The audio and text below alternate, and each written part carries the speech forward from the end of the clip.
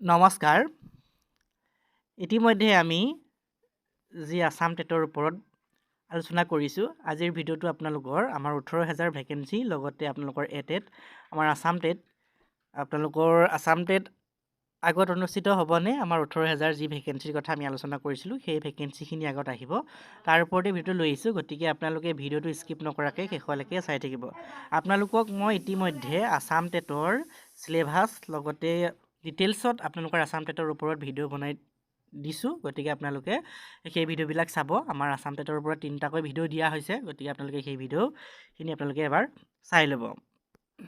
ইতিমধ্যে আমি 18,000 LPUP শিক্ষক পদৰ ওপৰতো আলোচনা কৰিছোঁ আৰু বহুতে কমেণ্ট কৰি সুধি আছে আপোনালোকৰ আমাৰ যি GT-PGTৰ এডভাৰটাইজমেণ্ট কেতিয়া আহিব। আপোনালোকৰ GT-PGT এডভাৰটাইজমেণ্ট বৰ্তমান অহা নাই। এইখিনিৰ এডভাৰটাইজমেণ্ট আপোনালোকৰ ইলেকশ্যনৰ পিছতে আমাৰ GT-PGTৰ 15,000 নিউ ভেকেঞ্চি আহিব। তাত আপোনালোকৰ গ্ৰেজুৱেট টিচাৰৰ ভেকেঞ্চি থাকিব, লগতে পষ্ট গ্ৰেজুৱেট টিচাৰৰ ভেকেঞ্চি থাকিব। এইখিনিৰ ভেকেঞ্চি আপোনালোকৰ ইলেকশ্যনৰ পিছত বুলি কওঁতে আপোনালোকৰ নৱেম্বৰ মানত হয়তো আহি যাব পাৰে। আমাৰ যি GT-PGTৰ ভেকেঞ্চি আপোনালোকে নৱেম্বৰ ডিচেম্বৰ মানত 26 চনৰ শেষত আপোনালোকে নৱেম্বৰ ডিচেম্বৰ মানত দেখিবলৈ পাব। আপোনালোকক মই GT-PGTৰ কোৱালিফিকেশ্যন কেনেকুৱা ধৰণৰ লাগে, আপোনালোকৰ কিমান মাৰ্ক লাগে, সকলোখিনি আলোচনা কৰিছোঁ। গতিকে আপোনালোকে GT-PGTৰ ভিডিঅ'বিলাকো আপোনালোকে চাই ল'ব।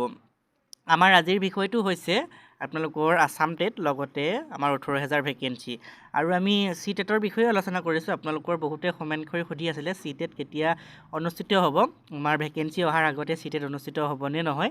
চি টেট আপোনালোকৰ যি ভেকেঞ্চি আমাৰ LPUP শিক্ষক পদৰ ভেকেঞ্চি আহিব তাৰ আগতে আপোনালোকৰ চি টেট অনুষ্ঠিত হ'ব। যিহেতু আমাৰ চি টেট বছৰত দুবাৰকৈ অনুষ্ঠিত হয়, গতিকে আপোনালোকৰ চি টেট আমাৰ আৰু আপোনালোকৰ জুলাই মাহত আপোনালোকে এডভাৰটাইজমেণ্ট দেখিবলৈ পাব। চি টেটৰ যি নটিফিকেশ্যন আপোনালোকে দেখিবলৈ পাব। আৰু আমাৰ 18,000 LPUP ভেকেঞ্চি অহাৰ আগতে আপোনালোকে চি টেটৰ বাবে আপোনালোকে চি টেট দিব পাৰিব। আপোনালোকে ভেকেঞ্চিৰ আগতে চি টেট অনুষ্ঠিত হ'ব। ভেকেঞ্চিৰ আগতে আপোনালোকৰ চি টেট অনুষ্ঠিত হ'ব, কিন্তু আমাৰ যি আসাম টেট আপোনালোকৰ হয়তো ভেকেঞ্চিৰ আগত অনুষ্ঠিত নহ'বও পাৰে, কিন্তু সম্ভাৱনা আছে আমাৰ আসাম টেট যি মই আসাম টেটৰ বিষয়ে আলোচনা কৰিছিলোঁ সেইখিনি আপোনালোকৰ হয়তো ভেকেঞ্চিৰ আগত নহ'বও পাৰে। আমাৰ যি 18,000 ভেকেঞ্চি আহিব, আপোনালোকৰ 18,000 ভেকেঞ্চি তাত আপোনালোকৰ LPUP শিক্ষক পদ থাকিব। আমাৰ শিক্ষা বিভাগত যিহেতু 75,000 ভেকেঞ্চি খালী হৈ আছে, আপোনালোকে গমেই পাইছে 75,000 ভেকেঞ্চি খালী হৈ আছে আৰু এই 75,000 আপোনালোকৰ 3 বছৰত তেওঁলোকে সম্পূৰ্ণ কৰিব। সম্পূৰ্ণ কৰাৰ প্ৰতিশ্ৰুতি যিহেতু দিছে, গতিকে আমাৰ 18,000 LPUP শিক্ষক পদ প্ৰথম পৰ্যায়ত আহিব। 3 বছৰ বুলি ক'বলৈ যাওঁতে আমাৰ প্ৰথম বছৰত হয়তো 18,000 ভেকেঞ্চি আপোনালোকক সম্পূৰ্ণ কৰিব আৰু 18,000 LPUP শিক্ষক পদ থাকিব, লগতে 15,000 আমাৰ 50,000 আপোনালোকৰ GT-PGT শিক্ষক পদ থাকিব। গতিকে এইখিনি পোষ্ট আপোনালোকে আমাৰ দেখিবলৈ পাব। আমাৰ GT-PGTৰ পোষ্ট দেখিবলৈ পাব নৱেম্বৰ ডিচেম্বৰ মানত, আৰু আপোনালোকে নৱেম্বৰ ডিচেম্বৰৰ আগতে আমাৰ যি 18,000 ভেকেঞ্চি আপোনালোকৰ LPUP শিক্ষক পদৰ দেখিবলৈ পাব। আৰু আমাৰ জুলাই মাহত আপোনালোকৰ চি টেট অনুষ্ঠিত হ'ব। জুলাই মাহত চি টেট অনুষ্ঠিত হোৱাৰ লগে লগে হয়তো তাৰ পিছতে আপোনালোকে যি আমাৰ ভেকেঞ্চি 18,000 ভেকেঞ্চি সেইখিনি আপোনালোকে দেখিবলৈ পাব। আৰু এই 18,000 ভেকেঞ্চি আপোনালোকৰ আগষ্টৰ পৰা আপোনালোকে নৱেম্বৰ মাহ ধৰি থ'ব পাৰে।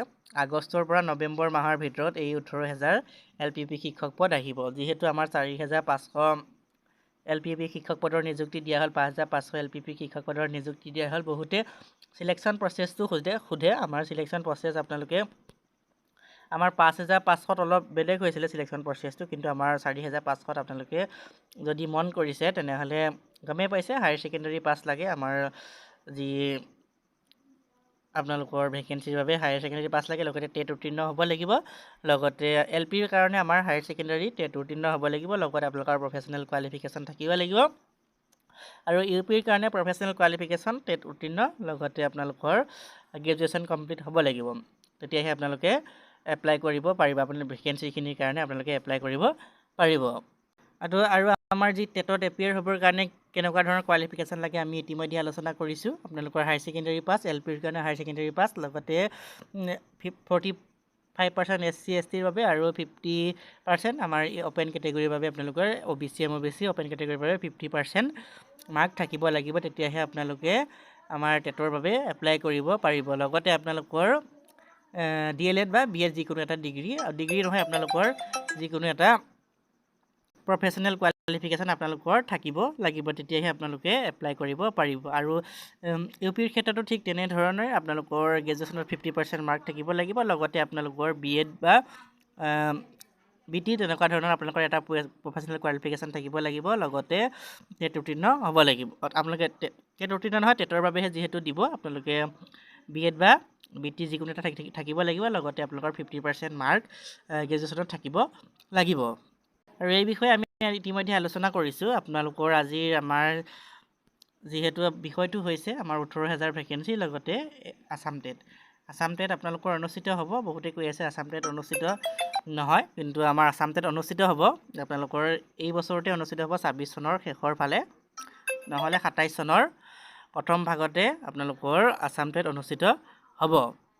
আৰু বহুতে কৈ আছে CTET থাকোঁতে আছাম টেটৰ কিহৰ প্ৰয়োজন, যিহেতু আমাৰ যিহেতু অসম চৰকাৰৰ অধীনত হ'ব লাগে। আমাৰ CTET অনুষ্ঠিত হৈ থাকিলে আপোনালোকৰ ভেলিডিটি দুইখন চাৰ্টিফিকেটৰে আপোনালোকৰ একেই ভেলু। আপোনালোকৰ CTETৰ চাৰ্টিফিকেটখনৰ যেনেকুৱা ধৰণৰ ভেলু, আপোনালোকৰ যিমান ভেলু আছে আমাৰ আছাম টেটৰ চাৰ্টিফিকেটখনৰো সমানেই ভেলু আছে। আপোনালোকে আছাম টেট হ'লে যে CTETৰ ভেলু কমি যাব তেনেকুৱা নহয়। আপোনালোকৰ আছাম টেট চাৰ্টিফিকেটখনৰ যিমান ভেলু থাকিব CTET চাৰ্টিফিকেটখনৰো সিমানেই ভেলু থাকিব। আপোনালোকৰ লক্ষ্য আপোনালোকৰ পাৰ্চেণ্টেজটো বঢ়াব লাগে। কাৰণ আপোনালোকে হয়তো CTETত পাৰ্চেণ্টেজ কম হ'বও পাৰে। আমাৰ CTETৰ চিলেবাছ আৰু আছাম টেটৰ চিলেবাছ যিহেতু অলপ বেলেগ, আপোনালোকৰ প্ৰায় 80% মিল আছে, কিন্তু বাকী 20% মিল নাই। গতিকে আপোনালোকৰ আছাম টেটত হয়তো পাৰ্চেণ্টেজ বাঢ়িব পাৰে। আপোনালোকে আছাম টেটত হ'লে ভালহে পাব লাগে, কাৰণ ইয়াত আপোনালোকে পাৰ্চেণ্টেজটো বঢ়াব পাৰিব। আপোনালোকৰ লক্ষ্য আপোনালোকৰ পাৰ্চেণ্টেজ বঢ়াব লাগে, আপোনালোকৰ ভেকেণ্ট পষ্ট এটা ল'ব লাগে। গতিকে আপোনালোকৰ লক্ষ্য পাৰ্চেণ্টেজ বঢ়োৱা। আপোনালোকে CTET বাৰে বাৰে হৈ থাকে, বাৰে বাৰে দি থাকক। আপোনালোকে মুঠতে পাৰ্চেণ্টেজটো বঢ়াব লাগে। আপোনালোকে বছৰত দুবাৰ হয়, আপোনালোকে দুবাৰ নিদিলেও এবাৰ হ'লেও দি থাকক। কোৱালিফাইড হৈ থাকিলেও আপোনালোকৰ কোনো কথা নাই, যিহেতু চাৰ্টিফিকেটৰ লাইফ টাইম ভেলু আছে। আপোনালোকৰ পাৰ্চেণ্টেজটো বঢ়াব লাগে, আপোনালোকে পাৰ্চেণ্টেজটো বঢ়াই থাকক। আপোনালোকে দেখিবলৈ পালে আমাৰ যি 4,500 LPP শিক্ষক পদৰ নিযুক্তি দিয়া হ'ল, তাত আপোনালোকৰ কাট অফটো খুব হাই গৈছে। আপোনালোকে নিজেই দেখিছে।